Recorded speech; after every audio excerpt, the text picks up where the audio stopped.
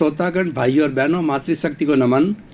Channel 24+ news के खास, विशेष, मनमोहक, चित्त को समाधि देने वाला, चित्त को समाधान देने वाला, चित्त की विक्षिप्तता को मिटाने वाला, मानसिक शांति देने वाला, पवित्रता देने वाला, मन की शुद्धि करने वाला, आत्मा की शुद्धि करने वाला, विचारों की शुद्धि करने वाला पुनरुत्थान कार्यक्रम में आपका हार्दिक स्वागत है, अभिनंदन है, सत्कार है। पुनरुत्थान कार्यक्रम के हर एपिसोड को सांगोपांग बनाया जाता है, होलिस्टिक बनाया जाता है और उसके अंदर वो सामग्री निर्धारित की जाती है जो कि बच्चों के लिए, युवाओं के लिए, महिलाओं के लिए और वरिष्ठ नागरिकों के लिए, सभी को संस्कार मिले, सभी को उसके अनुरूप अच्छे अच्छे जो है सिद्धांत मिले, अच्छे अच्छे उसके उपदेश मिले। इसी कारण से पुनरुत्थान कार्यक्रम को डिज़ाइन किया जाता है, उसको पूरा शोध परख बनाया जाता है। इसी क्रम के अंदर आज हम एक स्वास्थ्य से जुड़ा हुआ विषय लेकर के आपके सामने प्रस्तुत हो रहे हैं। शारीरिक स्वास्थ्य के लिए आसन जरूरी। भाई और बहनों, बहुत ही सुंदर विषय और प्रैक्टिकल विषय है। ये विषय किया जाना चाहिए।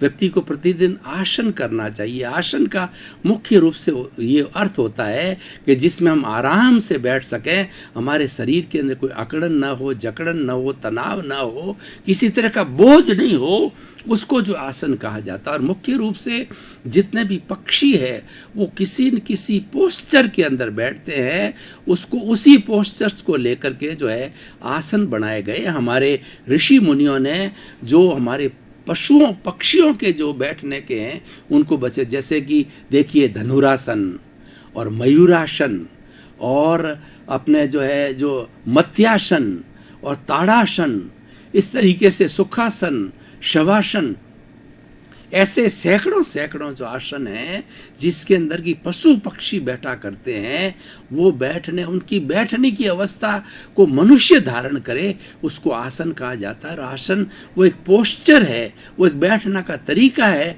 जिसमें आराम से व्यक्ति जो है 10 मिनट, 15 मिनट, आधा घंटा उसके अंदर बैठ सकता है। अब देखिए, ये तो आसन की परिभाषा हो गई। अब दूसरा है कि व्यक्ति अगर प्रतिदिन आसन करता है तो उससे लाभ क्या होते हैं, उसको शारीरिक लाभ क्या होते हैं, फिजिकल हेल्थ के लिए क्यों आवश्यक है, वो आज हमारा मुख्य विषय हम बताना चाहेंगे। कि आसन करने से सबसे पहला लाभ ये होता है कि हमारा पूरे शरीर का संचालन होता है, वो मसल्स के द्वारा होता है। जितने भी शरीर के अंदर, चाहे हम सिर हिलाते हैं, पाँव हिलाते हैं, हाथ हिलाते हैं, सिर हिलाते हैं, कमर हिलाते हैं, उन सब को हिलाने वाला जो कहना चाहिए तत्व है वो मसल्स हैं। जितने मसल्स मुलायम रहेंगे, डक्टाइल रहेंगे, रबड़ की तरह रहेंगे, उतना व्यक्ति को कोई तरह का तनाव नहीं होगा, बॉडी के अंदर कोई तरह का अकड़न नहीं होगी, जकड़न नहीं होगा। तो मसल्स को मुलायम करने के लिए आसन आवश्यक है। आपने देखा होगा कि जो छोटा बच्चा होता है 6 महीने का, 12 महीना, वो एक प्लास्टिक की तरह, उसके शरीर को हम कैसा ही हिलावें, ऊपर हिलावें, नीचे हिलावें, आगे हिलावें, पीछे हिलावें, क्योंकि शरीर कोमल होता है। उसके अंदर जितनी मांसपेशियां होती है, जितने मसल्स होते हैं, वो बहुत कोमल होते हैं और वो इलास्टिक होते हैं।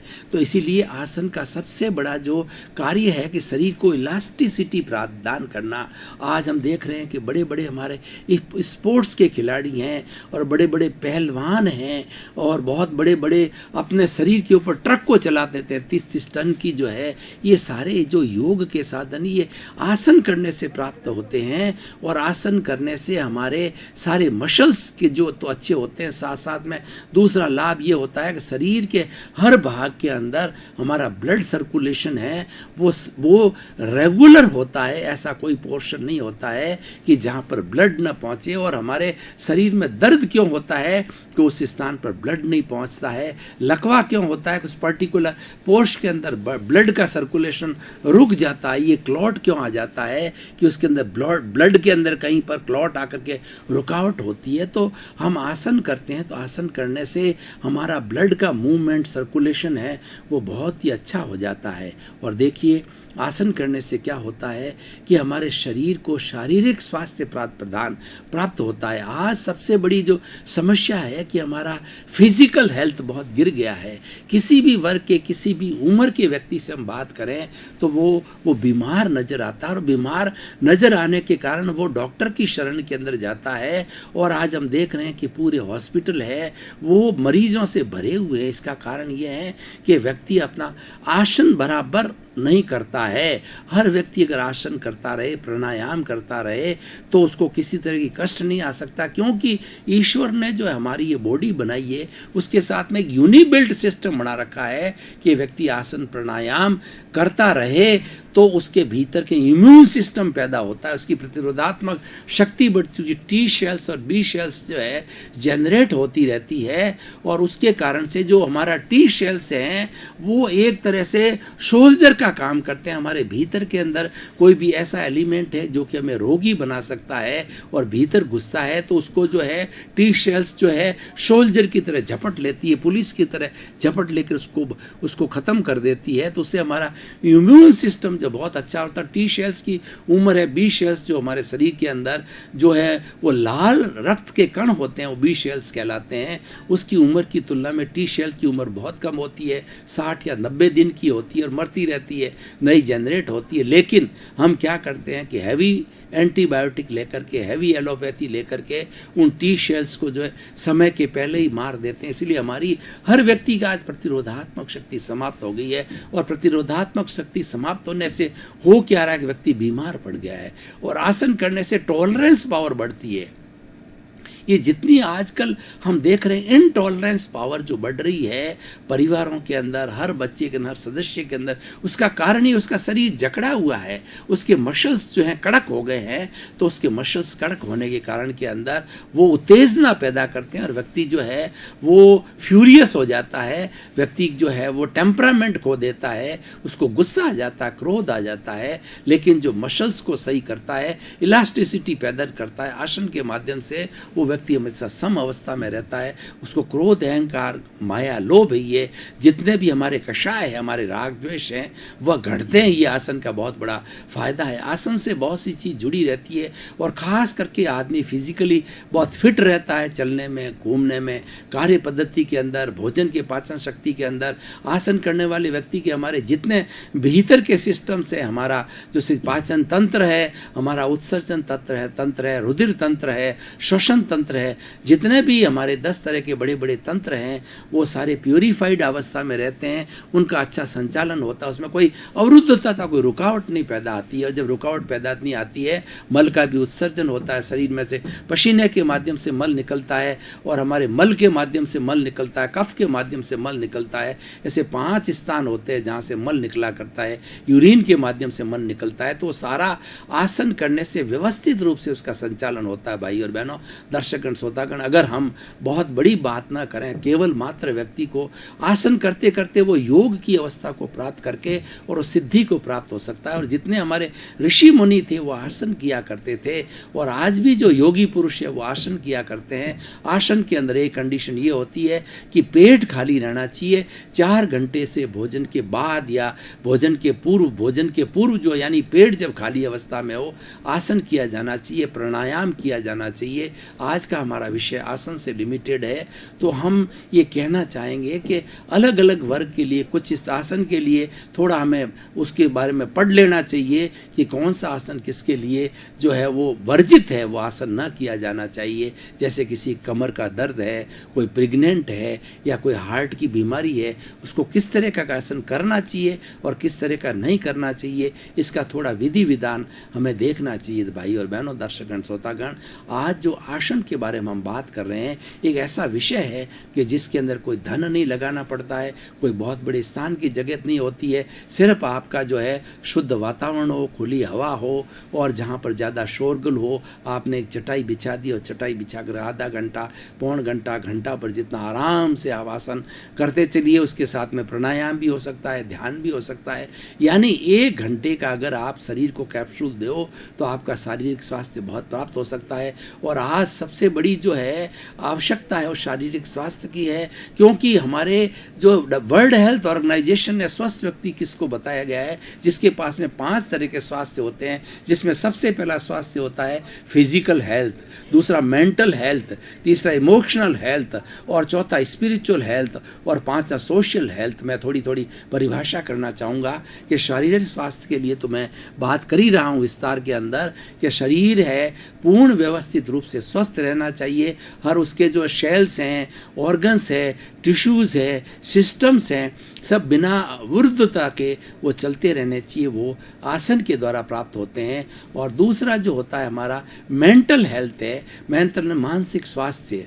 मानसिक स्वास्थ्य का मतलब मन के अंदर शांति होनी चाहिए, हमारे विचारों के अंदर उथल पुथल नहीं आनी चाहिए, विक्षिप्तता नहीं होना चाहिए, आर्त ध्यान नहीं होना चाहिए कि 24 घंटे एक ही चीज़ के पीछे पड़े पड़े हम जो उसके पीछे जो है सोच करते रहें, चिंतन करते रहें, चिंता करते रहें। ये सारा आर्त ध्यान है, वो मेंटल जो पीस को डिस्टर्ब करता है उसको प्राप्त करने के लिए प्राणायाम सबसे बड़ा सार्थक सिद्धांत है। अनुलोम विलोम किया जा सकता है, श्वास प्रेक्षा की जा सकती है, कपाल भाती की जा सकती है और जो है वो जो इस तरीके भस्त्रिका की जा सकती है। इस तरीके से ये प्राणायाम के ये जो माध्यम है हमारा मानसिक शांति का है, तो ये आसन प्राणायाम दूसरा पहला जो है हमारा शारीरिक स्वास्थ्य है, दूसरा मानसिक स्वास्थ्य है, तीसरा इमोशनल स्वास्थ्य कहा जाता है। जो हमारे क्रोध, अहंकार, माया, लोभ ये इमोशंस होता है उनको नियंत्रण में रखना, क्रोध नहीं करना, अहंकार नहीं करना, छल कपट नहीं करना, माया नहीं करनी, लोभ नहीं करनी,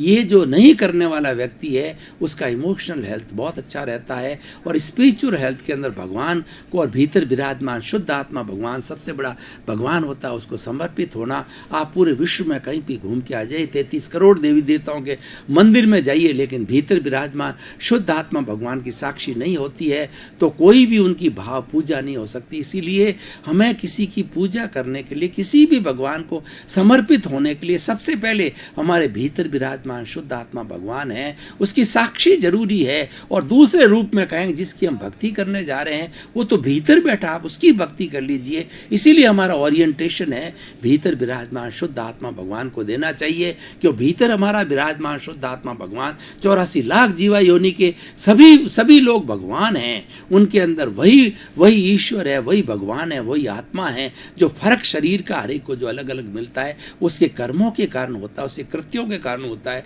उसके डीड्स के कारण होता है, उसके भाव जो किस तरीके के वो कर्म बीज डालता है, किस तरीके भाव करता है, उसके अनुरूप शरीर मिलता है। लेकिन आत्मा सबकी शुद्ध है। तो इसीलिए हमारा स्पिरिचुअल हेल्थ हो गया, सोशल हेल्थ है कि हम समाज के अंदर शांतिपूर्ण सहस्तित्व से रह सके, हमारे परिवार के अंदर शांति रहे, सबसे साथ प्रेम करें, वात्सल्य करें, सम्मान करें और समाज के सभी लोगों के साथ के अंदर हम अच्छा व्यवहार करें, शोषण न करें और अनैतिकता के कार्य करने, दुर्व्यवहार नहीं करें। इस तरीके 5 तरह के हेल्थ में सबसे ये मैंने क्यों बताया, इन सबसे इम्पॉर्टेंट है हमारा शारीरिक स्वास्थ्य है। और शरीर के अंदर पीड़ा है, शरीर में अकड़न है, जकड़न है अगर, तो वो हम निश्चित रूप से मानसिक स्वास्थ्य और दूसरे स्वास्थ्य को प्राप्त नहीं कर सकते, क्योंकि वो हमारा शारीरिक स्वास्थ्य हमें हर बार उस तरफ ले जाएगा, हमें खींचता रहेगा। तो इसीलिए सबसे पहले आवश्यकता होती है कि शारीरिक स्वास्थ्य को अच्छा रखना चाहिए। उसके अंदर भोजन भी हमारा एक बहुत बड़ा अंग होता है। हित मित और रित भोजन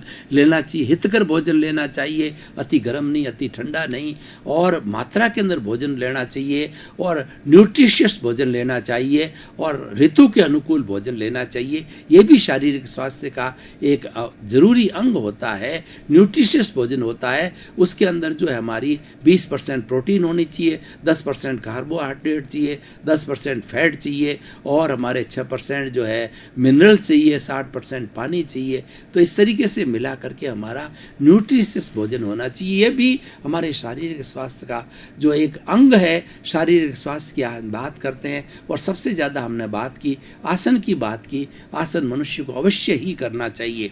तो भाई और बहनों, दर्शकगण, श्रोतागण, मैं आज इस एपिसोड के माध्यम से खास तौर से हमारी युवा शक्ति है, भारतवर्ष में 80 करोड़ युवा है और जो युवा है उसमें कर्मजा शक्ति होती है, वो अपनी शक्ति का विस्फोट कर सकते हैं और जीवन के अंदर कुछ होना है, कुछ पाना है, कुछ ललक होनी चाहिए कुछ बनने की, तो वो मनुष्य की युवा अवस्थाओं के अंदर ही संभव होती है। युवा अवस्था वाले व्यक्ति को निश्चित रूप से कुछ न कुछ समय जो है आसन करने के अंदर लगाना चाहिए।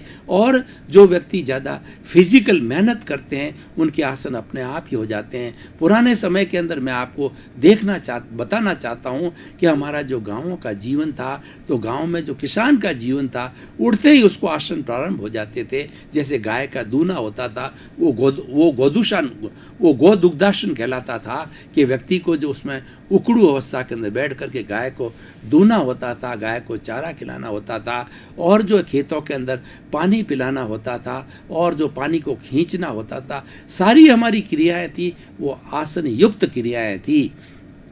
और आज हम बिल्कुल एक जगह बैठ करके खाते रहते हैं और जो कैलोरीज है इनपुट बहुत ज़्यादा करते हैं, आउटपुट बहुत कम होता है। परिश्रम की कमी हो गई। जो परिश्रम करते हैं उसके तो ऑटो आसन होता है जीवन के अंदर। व्यक्ति 12 घंटे कुछ पैदल चलता है, ये बहुत बड़ा आसन है। अपने आप मॉर्निंग वॉक एक अपने आप में बहुत बड़ा आसन है। शरीर पूरा हिलता है, इसलिए कहा गया कि शरीर को हिलाते रहना चाहिए, लेकिन मन को जो एक जगह स्थिर रहना चाहिए। अगर हम मन को हिलाते रहेंगे तो हम विक्षिप्त हो जाएंगे और पागलपन की अवस्था को भी प्राप्त हो जाते हैं। मन हमारा स्थिर होना चाहिए और हमारा शरीर है वो मन के पीछे चलना चाहिए, और मन है आत्मा के पीछे चलना चाहिए। आत्मा में ये सुझाव देती है कि सुकृत करो, जो है परोपकार का कार्य करो, स्वयं के प्रति भी अच्छे भाव रखो, और औरों के चराचर जगत 84 लाख जीवा योनि प्राणी के प्रति जो बुरे भाव मत रखो। क्यों भी बुरे भाव नहीं रखना है कि हमारा सारा संचालन कुदरत करती है, और हम जो कुछ भी इस जन्म में लेकर के आए हैं, हमें एक सांस लेने की भी स्वतंत्रता नहीं है, क्योंकि हमारे कर्मों के द्वारा अर्जित होता है। और हमारा कुदरत का कानून यह है कि वह हमें जो संजोग जुटाती है, जैसे जैसे हमने कर्म करके आए हैं और समय में उसका उदय भाव आता है, उसका जो है वो उदय भाव के साथ साथ के अंदर जो हमारा जो उदय भाव के साथ साथ जो है वो हमारे संजोग जो है ये कुदरत मिलाती है। तो भाई और बहनों, दर्शकगण, श्रोतागण, सब बातों का सारांश ये है कि हमारा स्वास्थ्य अच्छा रहना चाहिए। और स्वास्थ्य का अर्थ भी ये होता है स्व प्लस अवस्था, मतलब स्वयं में अवस्थित रहना। स्व किसमें? स्व का मतलब मैं एक शुद्ध आत्मा हूँ, तो शुद्ध आत्मा के सेंटर में अवस्थित रहना। शरीर के अंदर शुद्ध आत्मा का जो है वह हमें चिंतन करना, उसकी अनुभूति करना और उसका जो है अनुभव करना, और हर क्षण जो हमारे भीतर के अंदर ये चलना चाहिए कि मैं ज्ञाता दृष्टा शुद्ध आत्मा हूँ और ये शरीर अलग है। तो हमारा शारीरिक स्वास्थ्य वैसे भी अच्छा रह सकता है, क्योंकि ये भेद विज्ञान है। हम आत्मा और शरीर को जब अलग मानेंगे तो आत्मा चेतन तत्व है और शरीर जब जड़ तत्व है। ये दोनों आपस में मिलकर के कर्मों के कारण आत्मा और कार्बन शरीर, लिंग शरीर, जो हमारा जो कॉजल बॉडी है उसके कारण से ये दोनों शरीर बनाइए। और शरीर का जो संचालन होता है ये कार्बन शरीर के द्वारा होता है। ये शरीर जो है वो जो एक निश अवचेतन बन गया है, क्योंकि इसके भीतर आत्मा का जो है वो आत्मा की एविडेंस है। तो इसलिए भाई और बहनों, दर्शकगण, श्रोतागण, मैं आपको जो आसन के बारे में बात बता रहा था कि आसन एक ऐसा एक पदार्थ है, आसन एक ऐसा चिंतन है, आसन एक ऐसी प्रक्रिया है कि जिसके माध्यम से शरीर को बिल्कुल सही रखा जा सकता है, और इसके लिए न कोई साइड इफेक्ट होता है और न कोई इसके लिए कोई धन का खर्च करना होता है। समय का अवश्य